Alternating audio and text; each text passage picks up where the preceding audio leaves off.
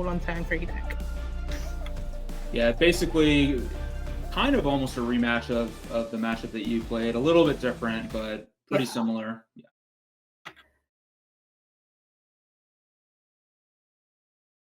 It's a little different. As Jarvis has, we'll get the graphics sorted for you in a second, but Jarvis is playing like an Izzet prowess, so he's playing stuff like expressive iteration, preordains, whereas I'm more hard Gruul, leaning on like Underworld Breach and some Abundant Graves. So it looks like Saffron Olive has managed to draw the Thalia once again, although on a 1-land hand here. Yeah, does have a Solitude, which is really nice in the matchup. Can also play that Amarius Call for land 2, or if he does happen to draw a bunch of lands, consider pitching it as a white card for the Solitude. It looks like a really nice hand overall.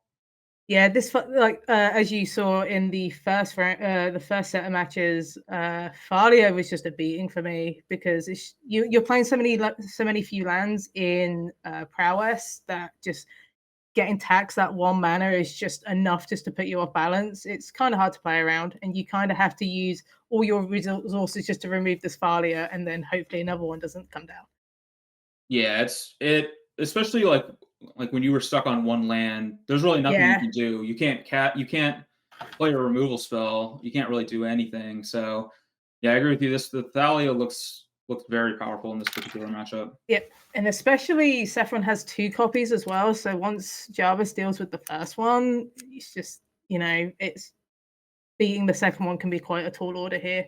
But it looks like Jarvis is just trying to get aggressive here, just trying to turn on Delirium while also lava dying Saffron Olive's face, because that's what you should do in prowess. Yeah, one damage to the face, nothing better than that.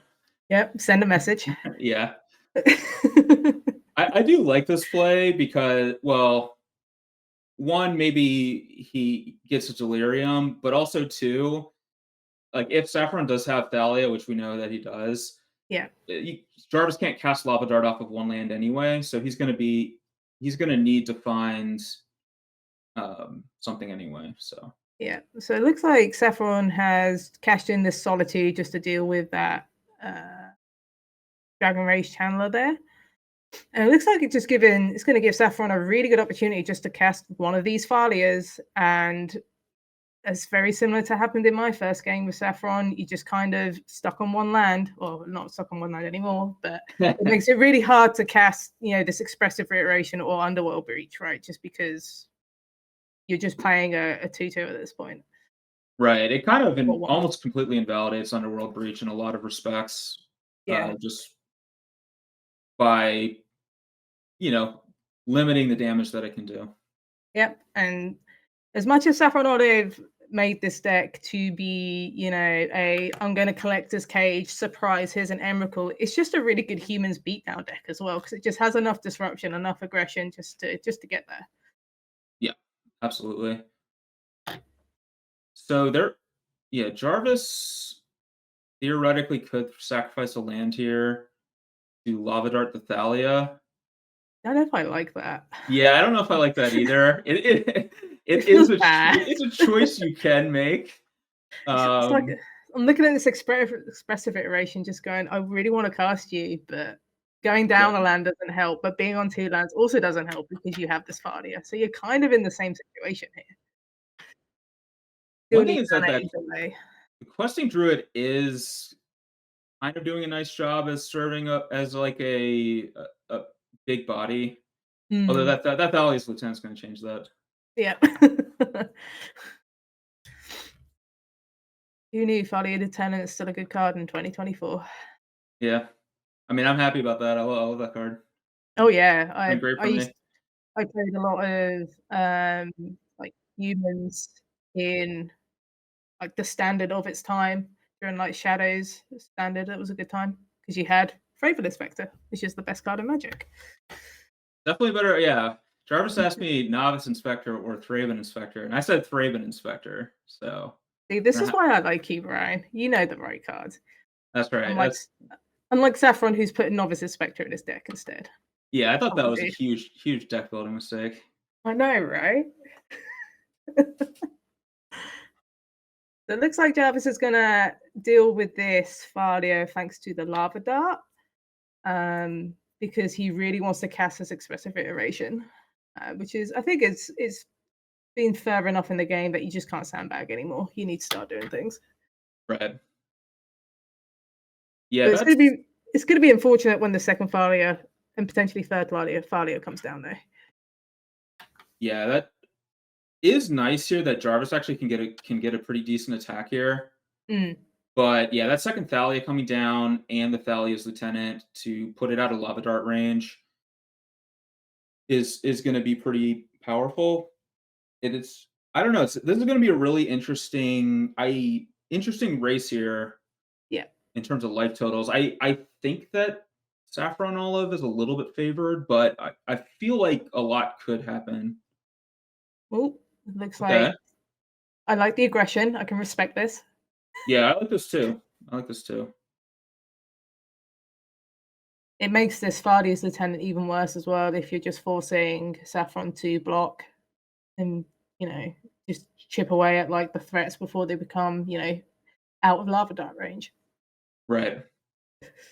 I think that was a really good play. That's probably that might be enough to even swing things into Jarvis's favor here.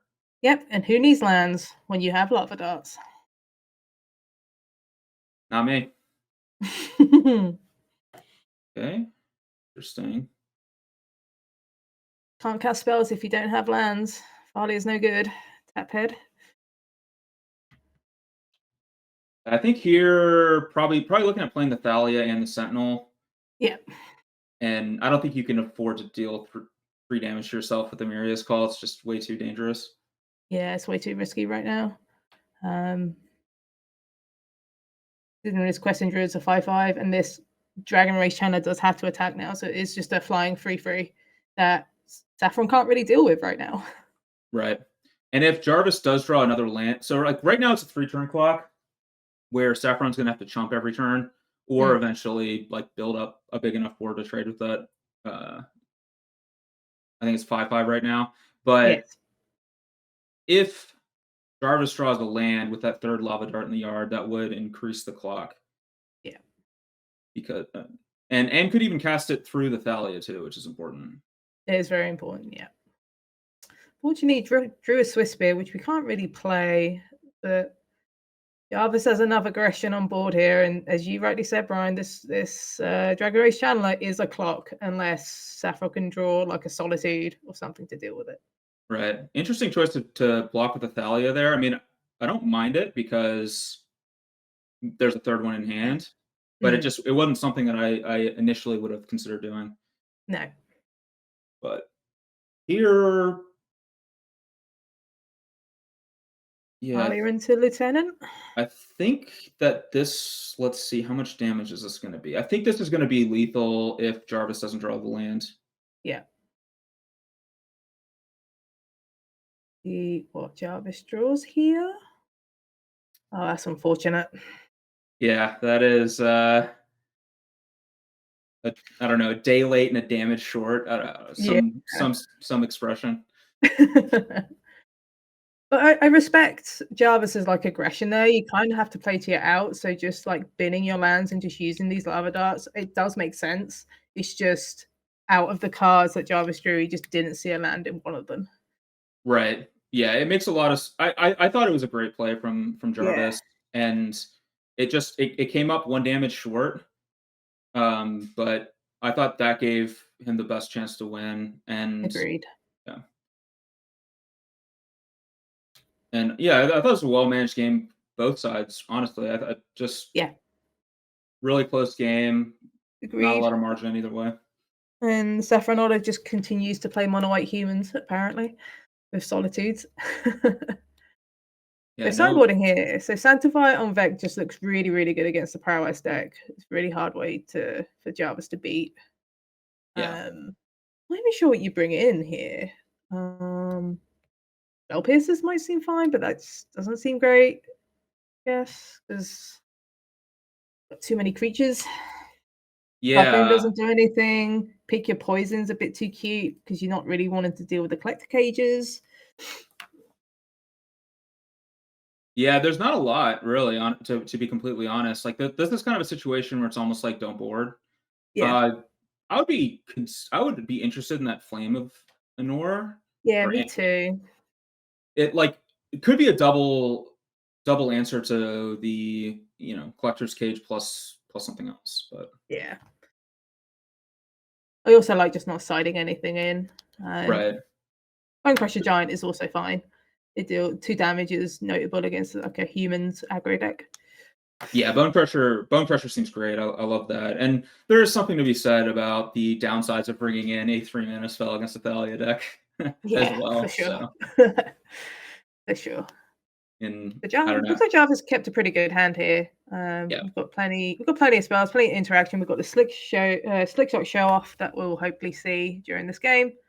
Um, but also Saffron once again has a decent hand. Doesn't have the Thalia, but it's just got enough mixture of spells and lands that you kind of want with a creature aggro deck. yeah. It's just a great like all around hand. Just Yeah. very well balanced. It's not you know anything super crazy, but You also have the Sanctifier on Vec, which is going to stonewall a lot of the damage that Jarvis is going to try and push through. Jarvis didn't land. That was probably about the best that you could ask for. Hmm. And he does have the Lava Dart, so he can bin some of those lands away later. Possibly all of them if he's getting If it's a repeat of game 1. exactly, yeah. See what Saffron wants to do here. Do Yeah, I think you part the show off? I'd probably just play yeah. I like plotting it. I can respect the plot. You haven't lost the plot. Not yet. I might do after this, depending how my next game goes, maybe, but That's fair, yeah. Yeah, interesting spot. Like, yeah, Saffron could have either held up the March by the Worldly Light or played the Sanctifier. Uh, I like playing the Sanctifier personally, but I can see hesitation here. Like play Collector's Cage as well. Kind of just like yeah. playing the Sanctifier and just keeping my life total at a good amount. Yeah. It's definitely I mean, I have the luxury of we have the luxury of seeing Jarvis's hand that this For might sure. just be game. I don't maybe it's not quite because the Sanctifier does shut off the lava darts, Mm. but This bird can also just turn those lava darts into 2 damage, so and it just flies over this Sanctifier. yeah. One thing I've learned from playing Slickshot is just that you can just win games out of nowhere. It's just so explosive, but for very little cost as well. Yeah, it's just a very powerful card. It's like the best of both worlds of a variety of these kinds of cards that have been printed before. For sure, for sure. Especially even like the plot is just a great I like almost like a protection spell for it in some regards. Yeah, it's like one cool thing about plotting it, it gets around stuff like prismatic ending and these like cheap removal spells, like these sorcery speed removal spells. And just having to one side and go, yep, I can play this later. And it also has haste, so you can just like unplot it, turn sideways, and just play all these spells. I think it's just a really clean designed card, and it's probably one of my favorites to come from Outlaws of Thunder Junction. Yeah. It is a very, very well designed card. Yeah. Here comes the lava dart. Not going to do a whole lot. Yeah, Jarvis found the creature that would have given him delirium Yeah, in better circumstances. yeah.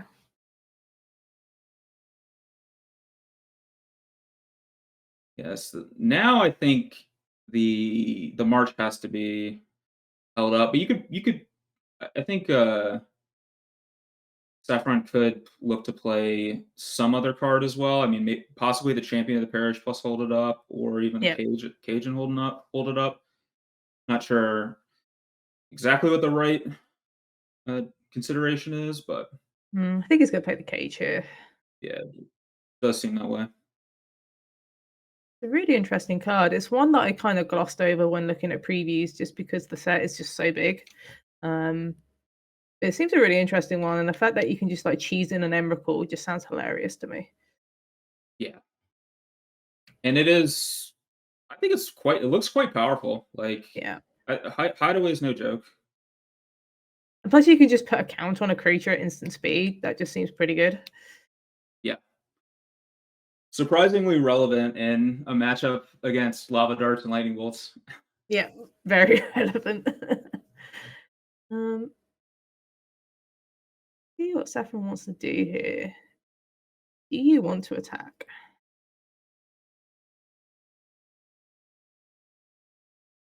Getting in with the novices. Wannabe, Yeah, the wannabe open inspector. Yeah.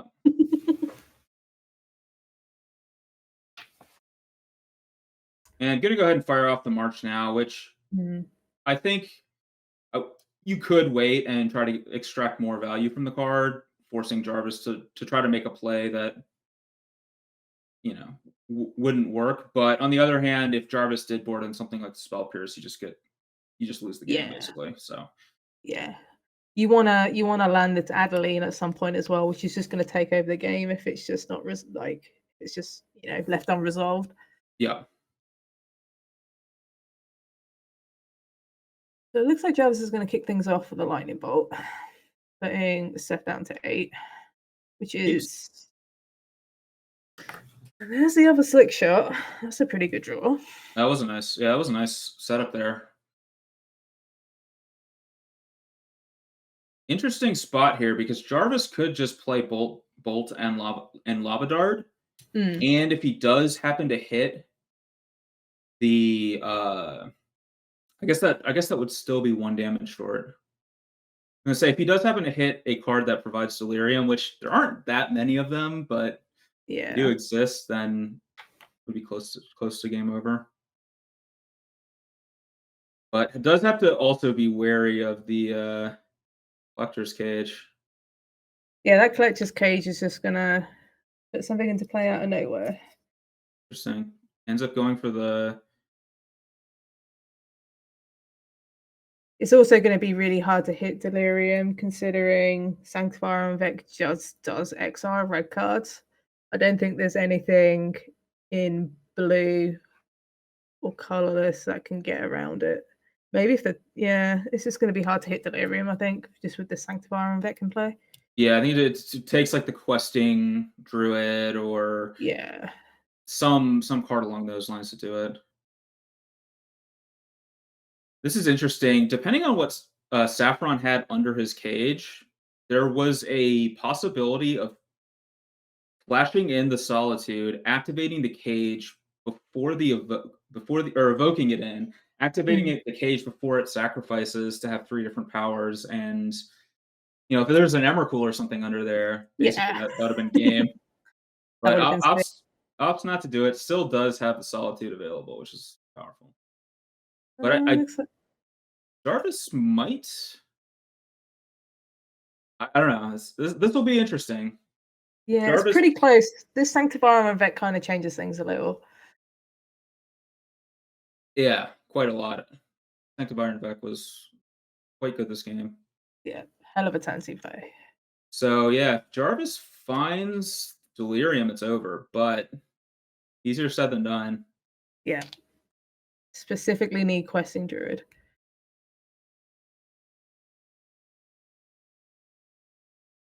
Not a bad top deck. Not bad. Still live. We're still live.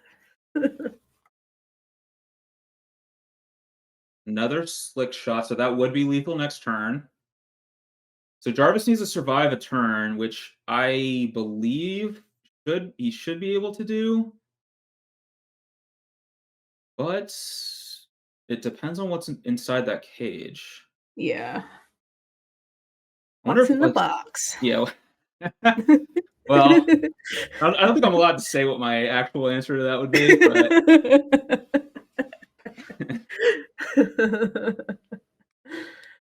So Saffron's going in for the alpha attack here.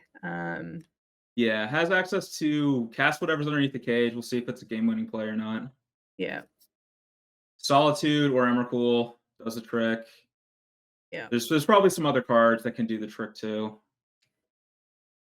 Oh, Miria's Call. Yeah, That's also a trick. Yeah, that will do it. Oh, that's disgusting. I didn't even think about Amiria's Call. And that is Pretty gnarly. Yeah, I don't think that's anything that. Man, that Sanctifier in back really powered that entire match. That was powerful. Yeah, just casting that what, turn 3 or turn 4, and it's just it cleaned the graveyard. It stopped Jarvis getting delirium when he needed it. It just passively gained life, negating those lava darts and making those lightning bolts slightly worse.